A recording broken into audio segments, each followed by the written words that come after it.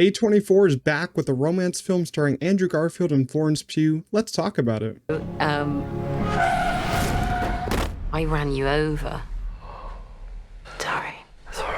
After being praised at some film festivals, I was really excited for We Live in a Time, and it featured two all-stars starring Andrew Garfield and Florence Pugh, as I said. So what's not to be excited about? And I wasn't expecting to walk out of this movie severely depressed, but I guess it is marketed as like a sad, moving romance. I should guess that would happen, but what's funny is that I wouldn't say it's ultimately like really sad. Maybe for some people, like I heard some people were walking out like crying and all that, but I didn't shed any tears. I guess it does take me like a really emotionally heavy movie for me to shed some tears, but I've been known to shed some tears at some sad movies. But I think it's just pretty depressing look at life, and especially when you're looking at a character in this movie who has cancer and how it just ruins their family's life in this one. I ultimately, though, I liked it. I can see myself liking it. I didn't think it was, great or like amazing. I thought it was going to be really amazing from the first trailer, but I still think it has some issues, but I still am on the positive side. I just don't see myself ever returning to this one like some other romance movies or some very sad movies that I do watch. Like, I feel like some of those just aren't worth returning to in my eyes because of just how they can just bring your mood down, how like wreck your whole entire day. Like I watched this one on Friday and then I went into the weekend just like severely depressed because of thinking about it. It is a well-made movie though, I will give it that. It just, I really want to rewatch it because I love the performances in it. I don't want to kind of feel that way leaving it because you are so moved by these characters and you really do feel the emotion when they try to give it to you. Like there's some argument scenes in here that are really well acted and you really do feel how they're feeling in those moments. But it does kind of feel hopeful in some moments and spreads the message, which I really love the message of how, try to focus on the now in life instead of what's to come. Because you have Florence Pugh's character, her name is Almut. She gets cancer in this one, and she basically tells her husband to focus on like the next 6 months of doing what excites them, doing eventful things rather than kind of waiting the eventual like 8 to 12 months of them just waiting for the demise or waiting for the worst to happen, for her to pass away, waiting for the cancer to get worse. I really do like that message of appreciating life with how it is at the moment rather than looking forward to something in the future. Because you could look forward to something in the future and your life could be totally different in the future. Maybe that future moment that you're looking forward to would never happen. Maybe you don't get to live out your life as long as you would have hoped. So just focus on the now in your life and enjoy it as much as possible. Appreciate the small things in life. That's kind of like the message that they're trying to move to, try to tell you.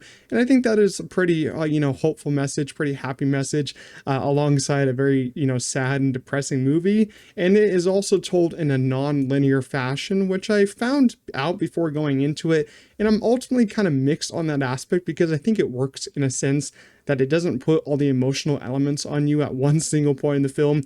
Like usually in kind of sad movies, they hit you with like the emotional weight at one single moment, especially in Pixar movies that hit you with that one big scene, which makes everyone tear up.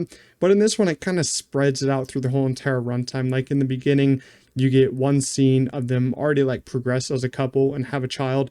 Then she learns out she has cancer. So they already put that on you. It's not a spoiler. It's in the trailer. And then you get the meeting, in other parts of the film.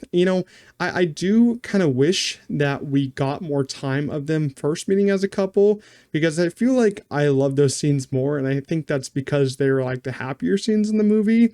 But the stuff when they have the kid and all that is okay. It's just more the stuff that just makes you feel so down about life.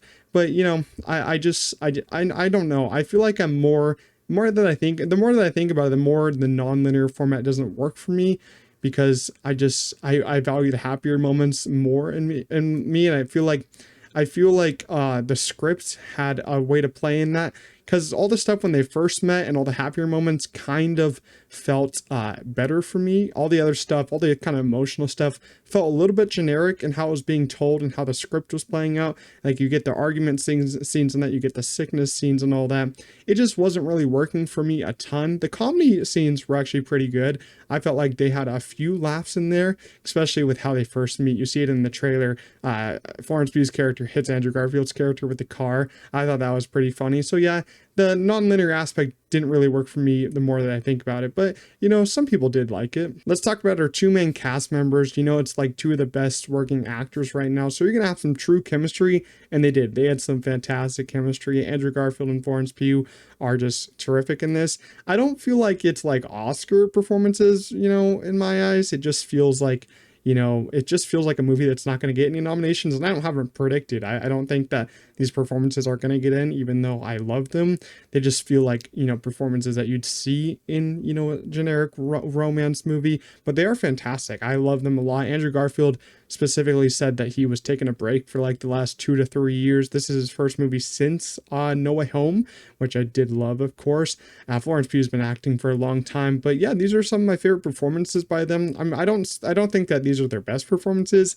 Andrew Garfield's best performance is probably still Tick Tick Boom. That was a terrific movie. He should have won the Oscar for that. I'll stand on that. Florence Pugh, she has so many. I wouldn't really know what her best performance is.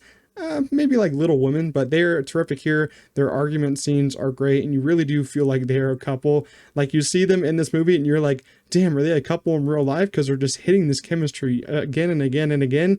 But they're not. But they just have some great on-screen chemistry, and I thought they were brilliant. Overall, We Live in Time is sure to leave everyone walking out either in tears or ultimately depressed, but that's the whole point of the movie. I like the themes of focusing on the now in life instead of the future, and Andrew Garfield and Florence Pugh are a true match made in heaven. I kind of want them to be in a happier movie after this, because I was kind of tired of it just being sad for almost 2 hours.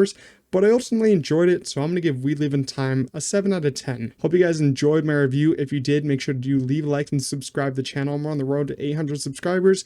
If you did see We Live in Time, leave your thoughts down below in the comments, but I'll see you guys in the next one. Peace out.